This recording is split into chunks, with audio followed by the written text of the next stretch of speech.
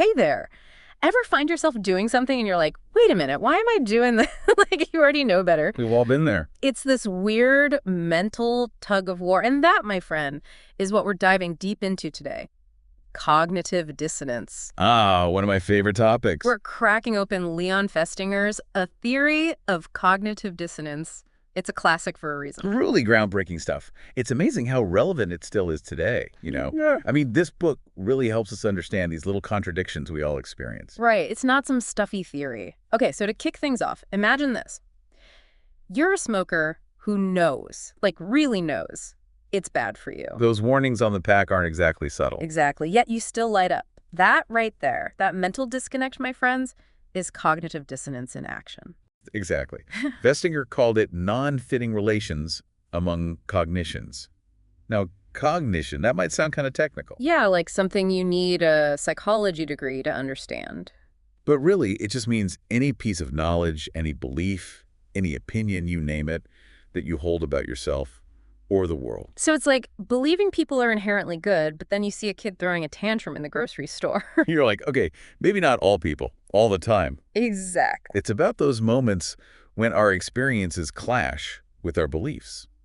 We're wired to want consistency, but let's just say life doesn't always cooperate. It's like trying to fit a square peg in a round hole. You know it's not going to work, but you keep trying anyway.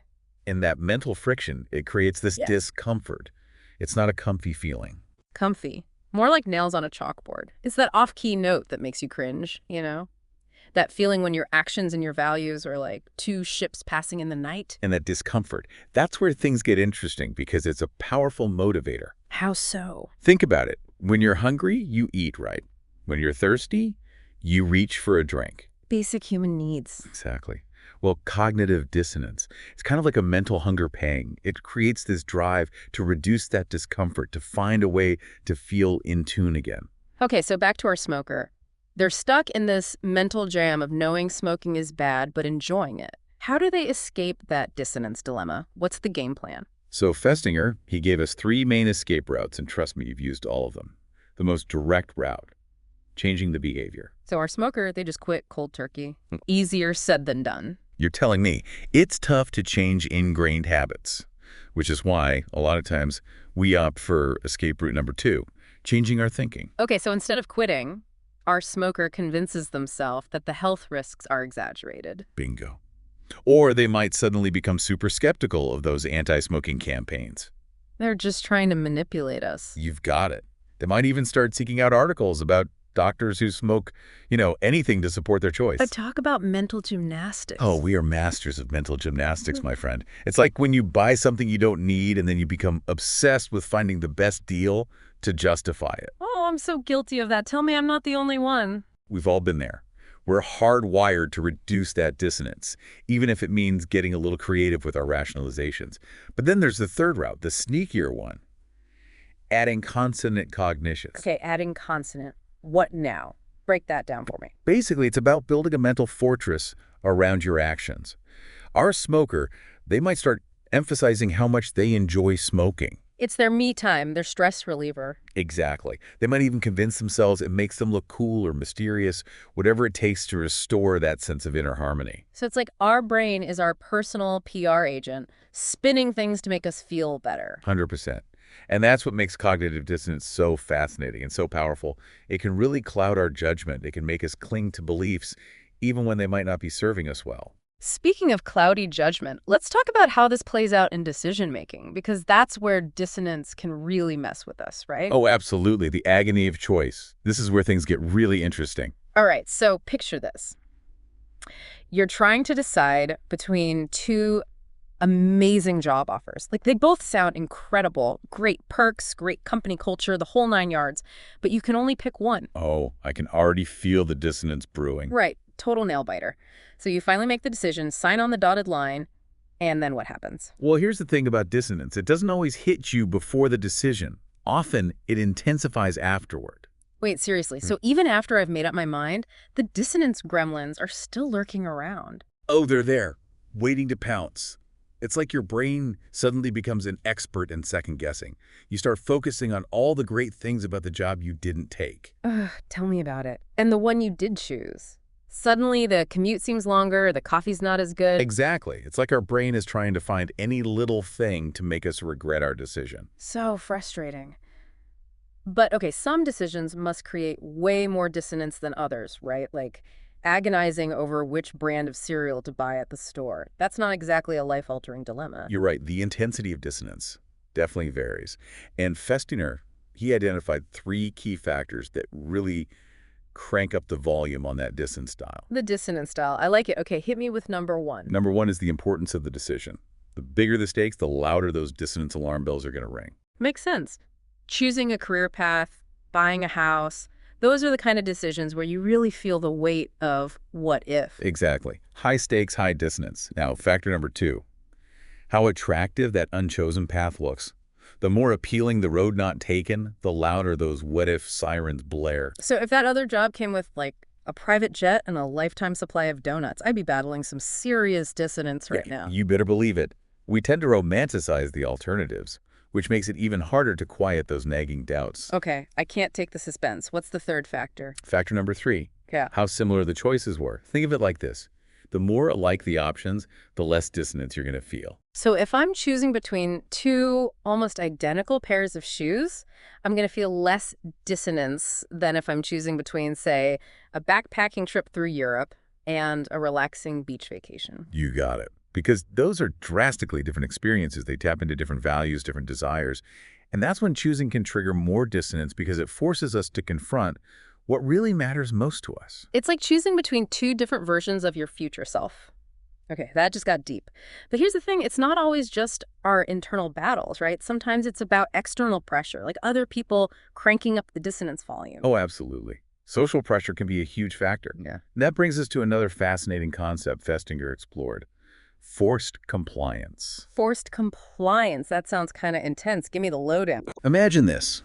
You're asked to give a speech supporting a political candidate you actually disagree with. Ooh, okay, I can see where this is going. Maybe it's for work, maybe it's to keep the peace with your family, but for whatever reason, you agree, even though deep down you're like, no way. It's like that feeling when you have to smile for a photo, but you're actually miserable inside. Exactly. You're going along with something publicly, but internally, you're singing a very different tune. And that, my friends, is a recipe for some serious mental gymnastics. So how do we deal with that kind of dissonance? It seems even trickier than the post-decision kind. Well, we have a couple of go-to strategies, both designed to close that gap between our actions and our beliefs. One option is that we actually change our private opinion. Wait, really? So in your political speech example, I might actually start to agree with the candidate's views after spending all that time advocating for them. It happens more often than you'd think. The more we voice a belief, even if we didn't initially hold it, our brain starts to go, well, I'm saying it, so maybe I believe it. It's like those positive affirmations, but for beliefs we didn't even know we were trying to adopt. You got it. Now, the second option for dealing with dissonance from forced compliance is finding a way to justify our behavior. Okay, so in the political speech scenario, I might tell myself I did it to keep my job or to avoid a family argument. Basically, any reason to make myself feel less hypocritical. Exactly. It's all about restoring that sense of cognitive balance, even if it means getting a little creative with our justifications. This is making me think about all those times I've totally changed my mind about something after being persuaded to do it, even if I was completely against it at first. There you go. That's dissonance reduction at work in your everyday life. Mm-hmm. It's this constant dance between our actions, our beliefs, and the social forces that are always at play. And speaking of social forces, let's talk about how being part of a group influences this whole dissonance dance, because that's where things get extra interesting, right? Oh, absolutely. Groups add a whole other layer of complexity. They can be breeding grounds for dissonance, and yet they're also powerful tools for reducing it. Hold on, how can groups both fuel and extinguish dissonance at the same time? My brain's starting to hurt. Well, think about it. We're wired for connection, and we're hugely influenced by the people around us. So when we encounter opinions or beliefs within our trusted circle that clash with our own, it can trigger some major dissonance. Like when you and your friends are arguing about a movie and you just know you're right, but they're not budging. Exactly. Or maybe you've held a belief for years, and then your social circle challenges it, and suddenly you're questioning everything you thought you knew. Those moments of social friction, they can really rock our world. But here's the flip side. Groups can also be our dissonance saviors. It's like our brains are going, wait, hold up. Everyone else seems to be on board with this. Maybe I'm the one who's out of sync. Exactly. We're wired to seek that sense of belonging, and that can make us more likely to conform, even if it means twisting ourselves into a pretzel mentally. So it's like dissonance reduction on a group level. You got it.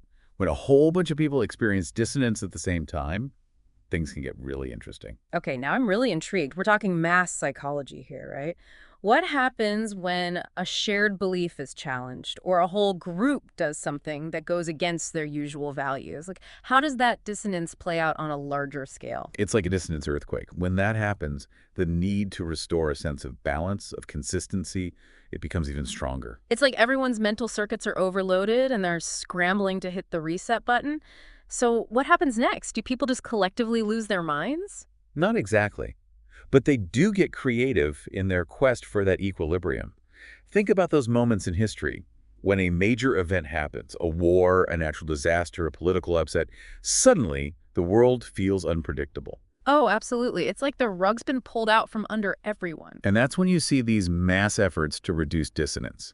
Take, for instance, the spread of rumors after a major event. Have you ever noticed that? Oh, totally. It's like people are trying to make sense of the chaos by filling in the blanks with any story that sounds plausible, even if it's not true. Exactly. Hmm. Rumors, they often tap into existing fears and anxieties, right? Providing a comforting narrative that aligns with people's pre-existing beliefs, whether it's about who to trust, what might happen next. It's a way to regain a sense of control when the world feels out of control. Precisely. And it's not just rumors. Think about those passionate political rallies, those religious revivals, where people feel this intense sense of belonging, this shared purpose. Right, like, we're all in this together. Exactly. Those are great examples of collective dissonance reduction in action. When we're surrounded by others who share our anxieties, our doubts, our justifications, it makes those beliefs feel more valid, more real. It's like if all these people feel the same way, there must be something to it. Even if you take a step back and realize the logic might be a little, shall we say, flexible. Exactly. And that's why it's so crucial to be aware of these dynamics both on an individual level and a societal one. Because when dissonance reduction becomes a group activity, it can sometimes lead to less critical thinking, not more. It reminds me of those group projects back in school, you know, Right. where everyone just goes along with the most dominant voice, even if they have their own ideas. The good old days, right? That's a perfect analogy. We don't always realize how susceptible we are to groupthink, especially when we're all trying to make sense of something together. So what's the takeaway here for us, the everyday dissonance experiencing humans? How can we use this knowledge to, like, level up our thinking and navigate a world that's full of conflicting beliefs and all this social pressure? Well, the first step is simple. Self-awareness. Just recognizing that dissonance is a natural part of the human experience that can make us more compassionate, both with ourselves and with others. It's like giving ourselves permission to say, hey, it's not just me. My brain is wired to crave consistency, even if it means, bending the rules a little bit. Exactly. And that awareness can empower us to make more conscious choices. Instead of just blindly following the dissonance reduction playbook, we can actually hit the pause button and ask ourselves, am I actually changing my behavior? Or am I just really good at justifying it? Right. It's about recognizing those moments when we might be clinging to beliefs that no longer serve us, or when we're letting social pressure call the shots a little too often. You got it. And that's how we become more thoughtful, more informed, more intentional individuals, even when we're faced with those uncomfortable truths. So a little bit of dissonance isn't always a bad thing. In fact, it can be this powerful catalyst for growth, as long as we're willing to, lean into that discomfort a little bit and see where it takes us. Couldn't have said it better myself. And for anyone who wants to dive even deeper into all of this, I highly recommend checking out Festinger's A Theory of Cognitive Dissonance. It's a fascinating exploration of the human mind, and it might just change the way you see the world and yourself. I love it. Thanks for joining us for this deep dive. Until next time, stay curious and maybe, just maybe, embrace a little bit of that cognitive dissonance. You never know where it might lead you.